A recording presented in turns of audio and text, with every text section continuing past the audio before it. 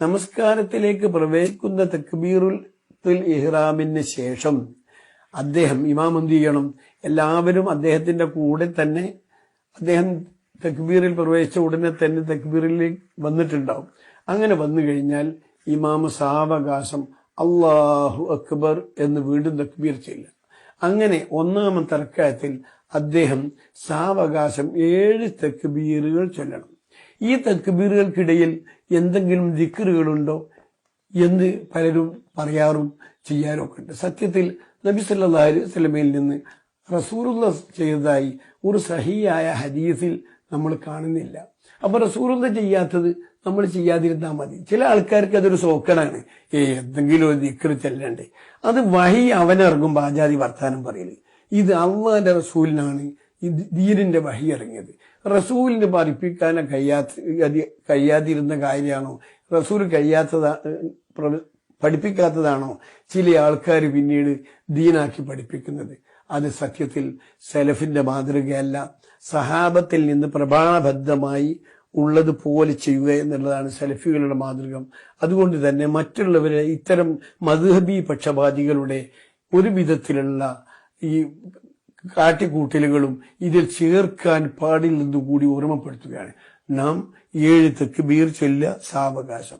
എന്താണ് സഹോദരങ്ങളെ വിഷയം?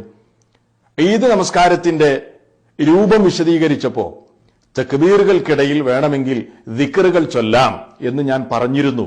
അത് നല്ല കാര്യമാണ്, മുസ്തഹബാണ്. എങ്ങനെ? ഏതെങ്കിലും ഒരു ഇമാമ് പറഞ്ഞത് കൊണ്ടാണോ ഞാൻ അങ്ങനെ പറഞ്ഞത്? ആദ്യം സഹോദരങ്ങളെ എന്റെ സംസാരത്തിന്റെ ആ ഭാഗം നിങ്ങളൊന്ന് കേൾക്കുക, എന്നിട്ട് ഞാൻ ബാക്കി ഓരോന്നും വിശദീകരിച്ചു തരാം. ഇനി തക്ബീറുകൾക്കിടയിൽ നാം എന്തെങ്കിലും പ്രത്യേകിച്ച് ചൊല്ലേണ്ടതുണ്ടോ? ആ വിഷയത്തിൽ നമ്മൾ മനസ്സിലാക്കേണ്ടത് മഹാനായ പ്രവാചകൻ സല്ലല്ലാഹു അലൈഹി വസല്ലമിൽ നിന്ന് പ്രത്യേകിച്ച് ഒന്നും ഉദ്ധരിക്കപ്പെട്ടിട്ടില്ല.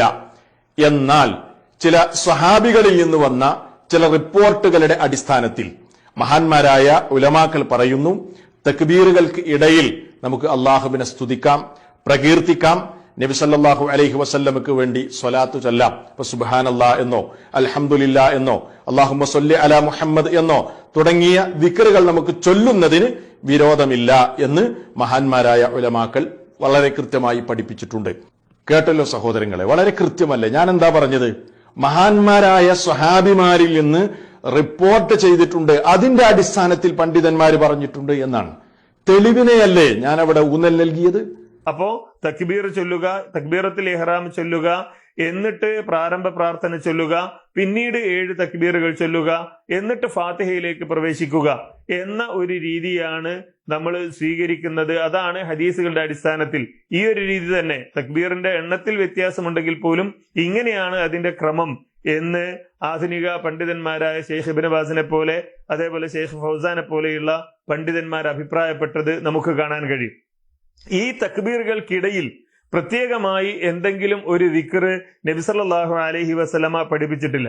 ഇമാം അബൂ ഹനീഫ, ഇമാം മാലിക്, അതേപോലെ ഔസാഇ, ഷാഫി മദ്ഹബിന്റെ തന്നെ ഒരു അഭിപ്രായമായി ഇമാം നവവി, അതേപോലെ തന്നെ ഇബ്നു ഹസം, സൻആനി റഹിമഹുല്ലാഹ്, ഇതുപോലെയുള്ള പണ്ഡിതന്മാരൊക്കെ ഇങ്ങനെ ഒരു പ്രത്യേകമായ ദിക്ർ ഇല്ല എന്ന് രേഖപ്പെടുത്തിയത് നമുക്ക് കാണാൻ കഴിയും.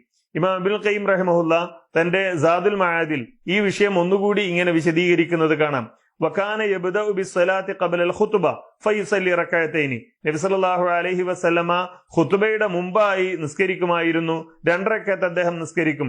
യുകബ്ബിറു ഫിൽ ഊലാ 7 തക്ബീറാത്ത്. ഒന്നാമത്തേതിൽ 7 തക്ബീർ ചൊല്ലും. മുതവാലിയത്തൻ, തുടർച്ചയായി. ബി തക്ബീറത്തുൽ ഇഫ്തിതാഹ്, തുടക്കത്തിന്റെ ആ തക്ബീർ മുതൽ ഇങ്ങനെ തുടർച്ചയായി തക്ബീർ ചൊല്ലും. യസ്കുതു ബൈന കുല്ലി തക്ബീറത്തൈൻ, ഓരോ തക്ബീറിന്റെയും ഇടയിൽ നബി സല്ലല്ലാഹു അലൈഹി വസല്ലം മൗനം പാലിക്കും. സക്ത യസീറ, കുറച്ചു നേരം അല്ലാഹുവിന്റെ റസൂലും ഉണ്ടാതിരിക്കും. വലം യഹ്ഫദ് അൻഹു ദിക്റും മുഅയ്യൻ ബൈന തക്ബീറാത്ത്, തക്ബീറുകൾക്കിടയിൽ പ്രത്യേകമായ എന്തെങ്കിലും ഒരു പ്രാർത്ഥന നബി സല്ലല്ലാഹു അലൈഹി വസല്ലമയിൽ നിന്ന് സ്ഥിരപ്പെട്ടു വന്നിട്ടില്ല എന്നാണ് ഇമാം ഇബ്നുൽ ഖയ്യിം റഹിമഹുല്ലാഹ് രേഖപ്പെടുത്തുന്നത് കാണാൻ കഴിയുന്നത്. പിന്നെ വേറൊരു കാര്യം, മഹാന്മാര് പറഞ്ഞാലേ അംഗീകരിക്കാവൂ, അങ്ങനെയുണ്ടോ? ഖുർആനിലും സുന്നത്തിലും ഒരു കാര്യം വ്യക്തമായി പറഞ്ഞാൽ പണ്ഡിതന്മാര് പറയണമെന്ന് ആരാ പഠിപ്പിച്ചെന്നത്? ഇവിടെ തറാവീസ്കാർ എത്ര റക്അത്താ നമ്മൾ നിസ്കരിക്കുന്നത്? മഹാന്മാര് ഷാഫിമാം, അനഫിമാം, അംബലിമാം ഒക്കെ എത്രയാ പറഞ്ഞത്? 23 റക്അത്ത്. നമ്മളോ 11 റക്അത്ത്. അവിടത്തെ മഹാന്മാരെ ഒഴിവാക്കാം. കാരണം എന്താ? അള്ളാന്റെ റസൂലിന്റെ ഹദീസ് ഇങ്ങനെയാണ്. ഇവിടെ അള്ളാഹ് പറയണത് അള്ളാന്റെ റസൂലിന് സിഹിർ ബാധിച്ചിട്ടില്ല കേട്ടോ. നമ്മൾ ആൾക്കാർ പറയാം അല്ല ബാധിച്ചിട്ട് അത് അങ്ങോട്ട് അംഗീകരിച്ചിട്ടില്ലെങ്കിൽ ഖുർആൻ അത് വലിച്ചെറിഞ്ഞോളൂ, ഇതങ്ങോട്ട് അംഗീകരിച്ചോളൂ. അല്ലെങ്കിലോ അല്ലെങ്കിൽ നിങ്ങളൊക്കെ ഹദീസ് നിഷേധികളാണ്.